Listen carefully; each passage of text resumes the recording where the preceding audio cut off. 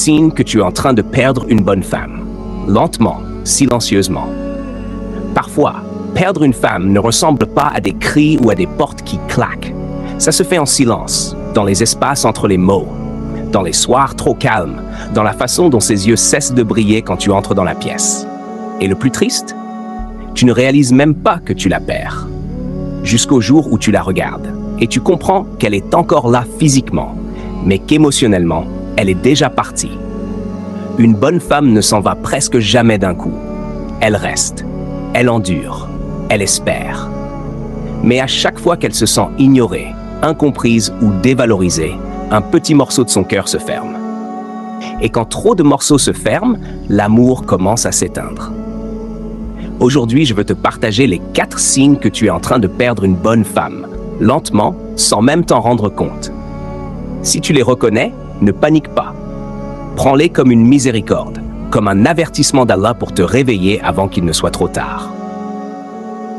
Elle ne discute plus. Au début, tu crois que c'est la paix. Plus de disputes, tu te dis. Elle est plus calme maintenant, peut-être que tout va mieux. Mais le silence n'est pas toujours synonyme de paix. Parfois, c'est un signe d'abandon. Une femme qui aime se bat parce qu'elle croit encore. Elle parle, elle explique, elle cherche à se reconnecter. Quand elle discute, elle te dit en réalité « Je crois encore qu'on peut s'en sortir ». Mais quand elle se tait, quand elle détourne le regard, quand elle dit juste « c'est bon », ce n'est pas parce que tout va bien, c'est parce qu'elle est épuisée. Elle a déjà tout dit, tout essayé, tout donné. Et chaque fois qu'elle n'a pas été entendue, un peu plus d'elle s'est éteinte. Aujourd'hui, elle ne cherche plus la paix, elle cherche la distance. Et ce silence-là est le plus dangereux. Si tu le remarques, ne l'ignore pas. Demande-lui doucement « Est-ce que j'ai arrêté de t'écouter ?» C'est inconfortable.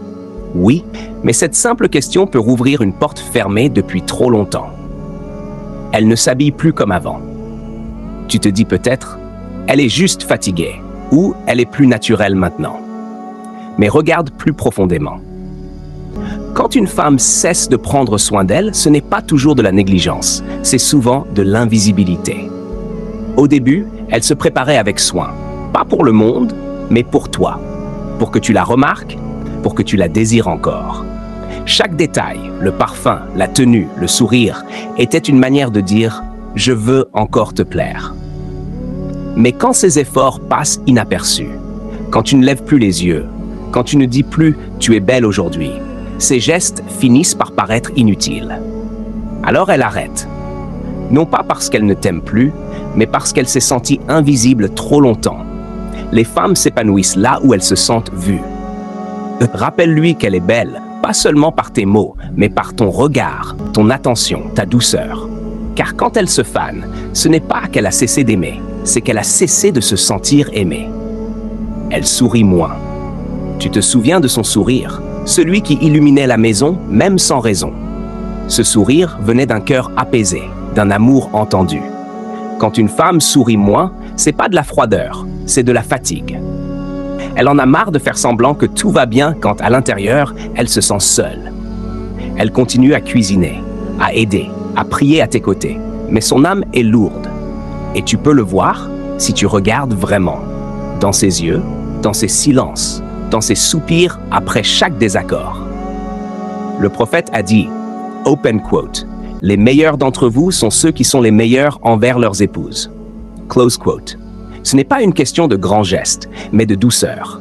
De remarquer la douleur avant qu'elle ne devienne distance. De dire « Tu as l'air fatigué, laisse-moi t'aider. » Plutôt que « Tu te plains toujours. » Parce que quand son sourire s'éteint, ce n'est pas seulement sa joie qui meurt, c'est la chaleur de ton foyer. Elle ne fait plus d'efforts. C'est le dernier stade, la rupture silencieuse. Elle ne te propose plus de prier ensemble. Elle ne demande plus où tu vas. Elle ne cherche plus à réparer. Pas parce qu'elle s'en fiche, mais parce qu'elle a accepté que tu ne changeras pas. Elle s'est détachée. Et quand une femme se détache émotionnellement, l'amour devient un souvenir. Une femme ne cesse pas d'essayer parce qu'elle veut partir. Elle cesse parce qu'elle a déjà tout essayé. Elle a donné son énergie, ses larmes, sa patience, ses duas. Et quand tout ça ne change rien, elle finit par arrêter d'espérer. Si tu sens qu'elle s'éloigne, N'attends pas qu'elle soit partie pour comprendre sa valeur. Montre-lui par des actes, pas seulement par des mots, que tu veux encore la retrouver. La vérité sur la perte d'une femme. Perdre une femme ne se fait pas d'un coup.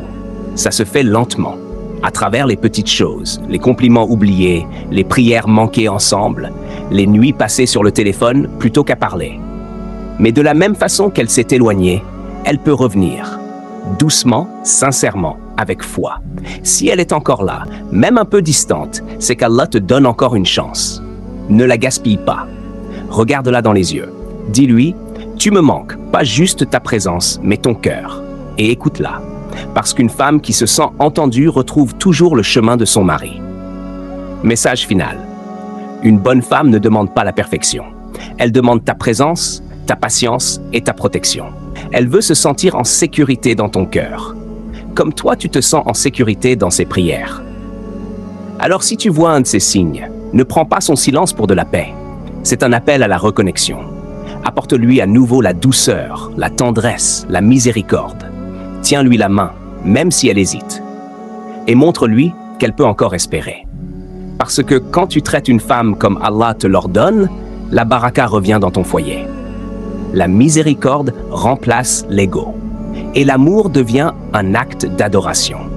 Si ton mariage traverse une distance et que tu veux reconstruire la confiance, la passion et la connexion, j'ai créé des guides puissants inspirés du Coran et de la Sunna pour t'y aider. Tu les trouveras dans la description YouTube ou via le lien dans ma bio. Qu'Allah remplisse ton foyer de paix, de rahma et d'amour durable.